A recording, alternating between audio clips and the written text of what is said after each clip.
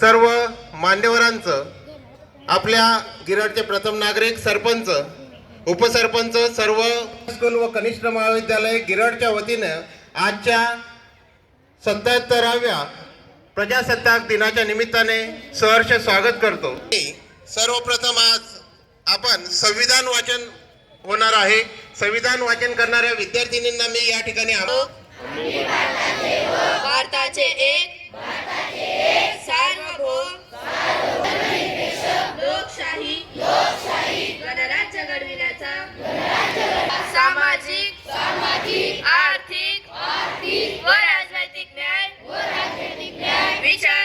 विश्वास श्रद्धा व उपासना यांचे स्वातंत्र्य दर्जाची व संधीची समानता द्वारे हे संविधान अंगीकृत 26 जानेवारी 2027 पर्यंत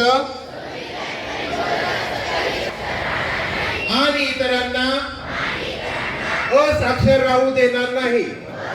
प्रत्येक व्यक्तीला वाचन, लेखन, संख्या ज्ञान शिकविण्यासाठी प्रयत्न करेन। मी किमान 2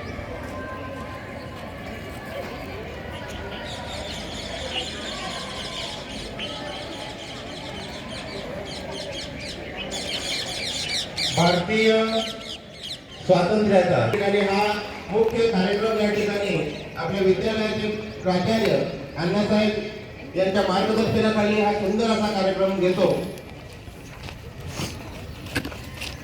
मी मान्यवरांना विनंती करतो की आपण या ठिकाणी ध्वजपूजन या ठिकाणी संपन्न होत आहे।